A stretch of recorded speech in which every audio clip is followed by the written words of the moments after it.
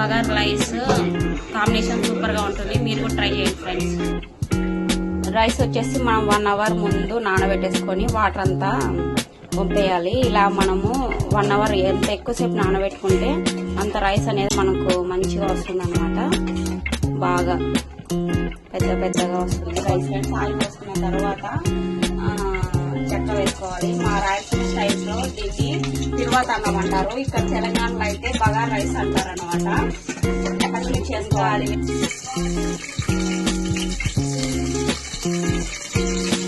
పచ్చిమిర్చి వేసుకున్న తర్వాత ఆనియన్స్ వేసుకోవాలి. ఆనియన్స్ వేసుకున్నాక కొద్దిగా వేగిన తర్వాత మనం అల్లం పేస్ట్ యాడ్ చేసుకోవాలి. ఆనియన్స్ అయితే ఎక్కువ వేసుకోవడం మంచిగా టేస్ట్ వస్తుంది అనమాట. సో మనం ఆనియన్స్ వేసుకున్న తర్వాత అల్లం పేస్ట్ యాడ్ చేసుకోవాలి. వేసుకొచ్చేసి మనం అప్పటికప్పుడు వేసుకుంటేనే మంచిగా టేస్ట్ అనేది బాగా వస్తుంది.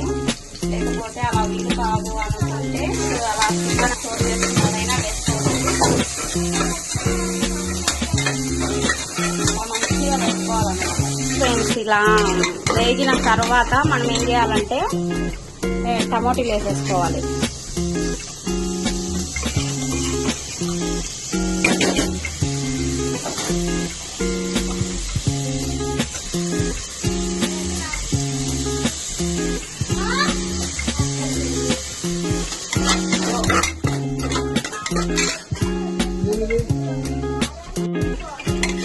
ఇలా టమాటాలు వేసుకొని మంచిగా మనం తర్వాత సాల్ట్ వేసుకోవాలి. దాంట్లో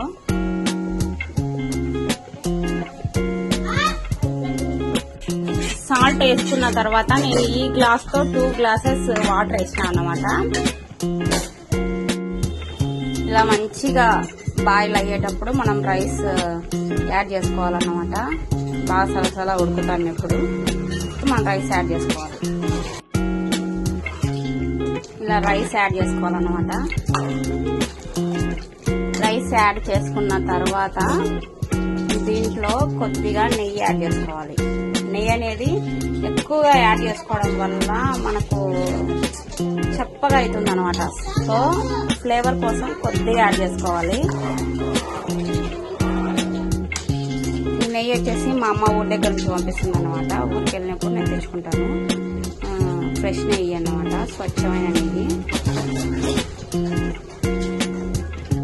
ఇంకా నెయ్యి యాడ్ చేసుకున్న లెమన్ పిండుకోవాలి.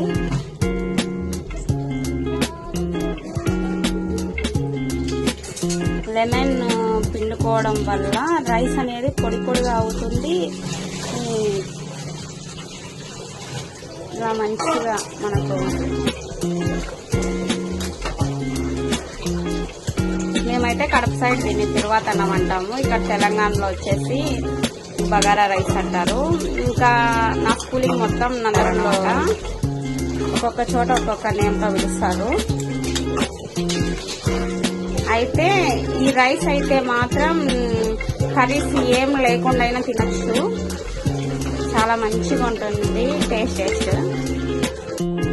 టేస్టీ సాల్ట్ కూడా యాడ్ చేసుకోవచ్చు. బట్ హెల్త్ కు అంత మంచిది కాదనేసి టేస్టీ సాల్ట్ యాడ్ చేసుకోలేదు.